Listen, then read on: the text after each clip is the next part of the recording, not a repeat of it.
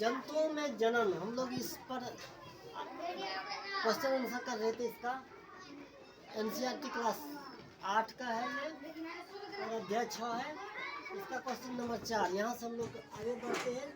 निम्न कथन सत्य के लिए T अथवा असत्य के लिए F सांकेतिक कीजिए। ठीक है। कौन नंबर में है? अंड पर्जक जंतु विकसित शिशु को जन्म देता है। ऐसा तो नहीं है, F ये गलत है। ठीक है। अंड पर्जक जंतु जो अंडा देता है, बाद में शिशु उसमें विकास होता है। ठीक है। ख नंबर में प्रत्येक शुक्राणु एक एकल कोशिका है। ये सत्य है। शुक्राणु जो है एकल कोशिका का बना होता है। ठीक है। ग नंबर मेढक में बाह्य निषेचन होता है। सत्य है। ठीक है। आगे घ नंबर वह कोशिका जो मनुष्य में नए जीवन का प्रारंभ है युग्मक कहलाता है। सत्य है। ये भी सत्य है। ठीक है।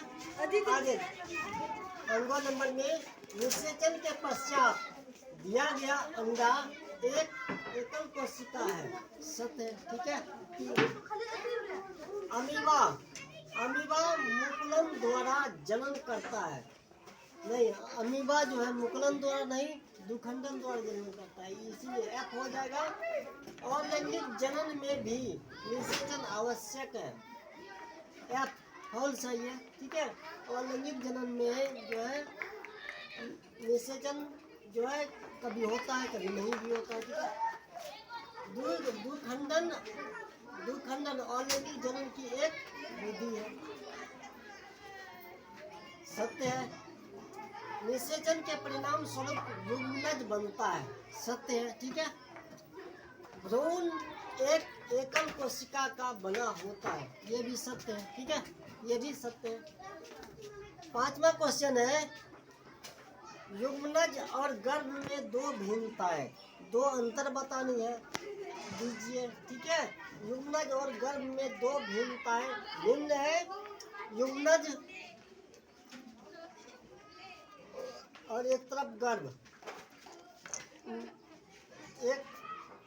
एक भिन्नता है निषेचन के समय शुक्राणु और अंडाणु संलयित होकर एक हो जाते हैं, जिसके परिणाम स्वरूप युग्मनज का निर्माण होता है। गर्भ, जबकि युग्मनज की विकसित होकर भ्रूण बनता है और भ्रूण विकसित होकर शारीरिक अंगों की पहचान कराता है, जो कि गर्भ कहलाता है। ठीक है। यहाँ पर दूसरा अंतर है, यह जनन प्रक्रम के प्रथम चरण के परिणाम स्वरूप बनता है।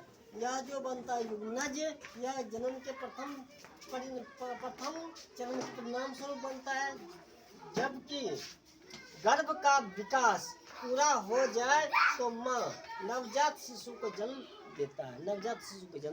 ठीक है। आगे 6 नंबर का क्वेश्चन है अलैंगिक जनन की परिभाषा लिखिए।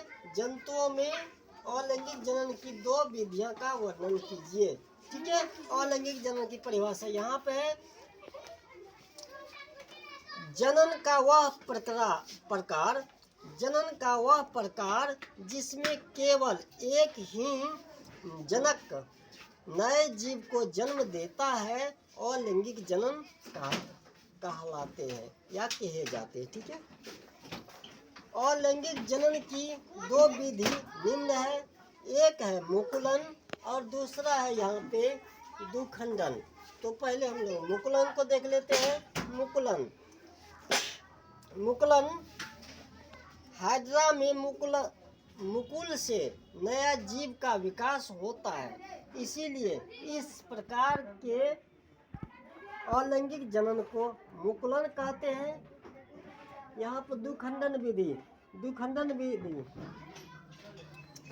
विधि अमीबा स्वयं दो भागों में विभाजित होकर संतति उत्पन्न करता है, यानी संतान उत्पन्न करता है। इस प्रकार के अलैंगिक जनन को दुखंडन कहते हैं। बस आज यहीं तक रहने दीजिए।